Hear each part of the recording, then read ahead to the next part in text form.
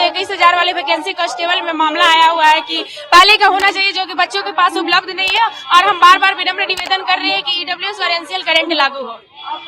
कितने की संख्या में आप? देखिए, हमारी संख्या तो बहुत बेहतर है, कम से कम 50% अभ्यर्थी है जो छटने वाले, लेकिन यहाँ पर कहा जाए तो कम से कम 5,000 अभ्यर्थी आए हुए हैं और भी आने वाले हैं, जो कि पटना में है, गर्दनीबाग में धरना स्थल पर है। तो इतना उन लोगों को अभी लोकेशन नहीं पता चल पाया और लेकिन सब लोग आ रहे हैं और हम लोग का बार बार विनम्र निवेदन हो रहा है कि ईडब्ल्यूएस और एनसीएल करंट लागू हो। नहीं तो जब तक लागू नहीं होगा तब तक हम लोग यही धरना स्थल पर बैठे रहेंगे।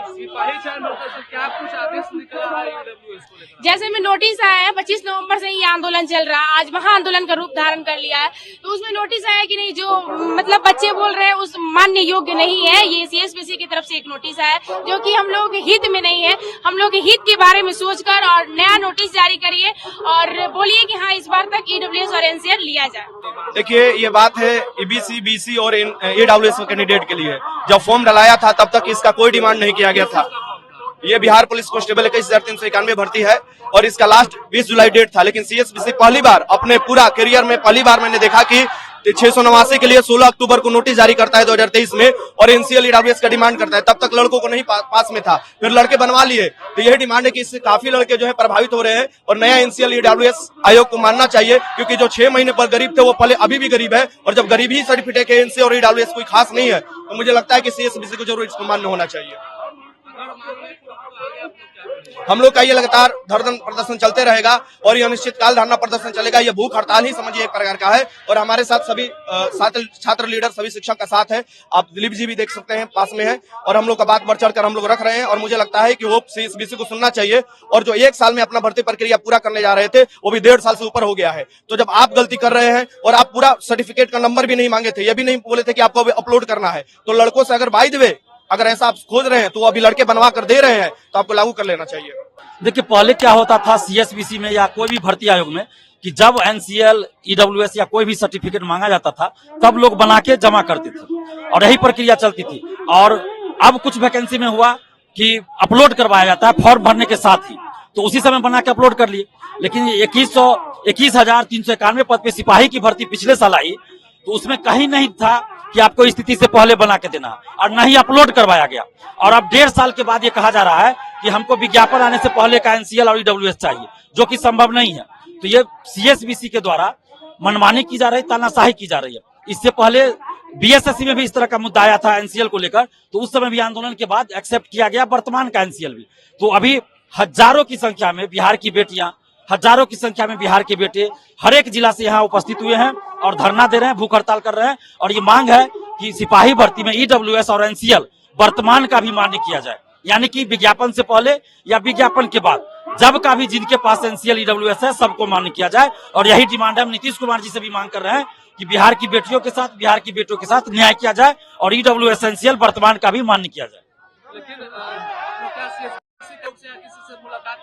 देखिए, सब जगह ज्ञापन दिया जा चुका है लेकिन सीएसबीसी मनमानी कर रही है, सीएसबीसी इसको एक्सेप्ट अभी तक नहीं कर रही है। और यही वजह है कि आज बिहार के बेटे और बेटियों को भूखे प्यासे गर्दनीबाग में धरना देना पड़ रहा है, भूख हड़ताल करना पड़ रहा है। अगर मांग पूरी नहीं होती है तो इससे भी बड़ा आंदोलन होगा, बिहार के हर जिले में आंदोलन होगा और गर्दनीबाग में आमरण आंदोलन चलता रहेगा। मेरा बात यही है कि जब वो वैकेंसी निकली थी 21,391 पोस्ट के लिए, तो उसमें सीएसबीसी के चेयरमैन मेंशन नहीं किया था कि हाँ ईडब्ल्यूएस एनसीएल जो है ना 2023 के पहले का लगेगा, जुलाई का। ये बात पहले मेंशन नहीं की थी, लेकिन अब सरकार कर रही है कि 2023 का पहले का लगेगा। अब हम लोग कहाँ से लाएंगे आप बताइए। इसलिए मैं सरकार से मांग कर रही हूँ, सीएसबीसी के चेयर से मांग कर रही हूँ कि लेटेस्ट का एनसीएल ईडब्ल्यूएस ले। हाँ, एग्जाम पास बहुत मुश्किल से मैं एग्जाम पास करी, इतना पढ़ने के बाद मैं एग्जाम पास करी, उसका फिजिकल एकेडमी ज्वाइन करके वहाँ पे वो तैयारी कर रही हूँ फिजिकल का। उसके बाद पता चल रहा है क्या कि एक मामूली सी कागज जो 2 दिन में बन जाता है उसके लिए हम लोग को छांट रहे हैं। कहीं न कहीं इंसाफी कर रहे हैं, ना इंसाफी कर रहे हैं मेरे साथ।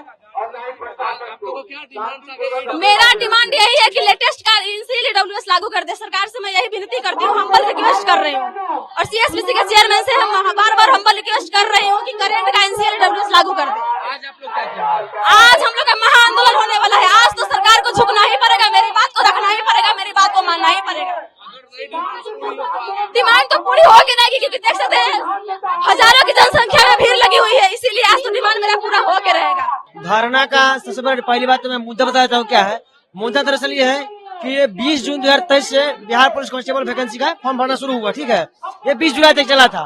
फिर बाद में पता लगा हम लोगों को कि 16 अक्टूबर को मध्य निषेध 689 का पता था एक्साइज कांस्टेबल का, उसमें एनसीएल ईडब्ल्यूएस चक्कर में लोगों को छाड़ दिया गया।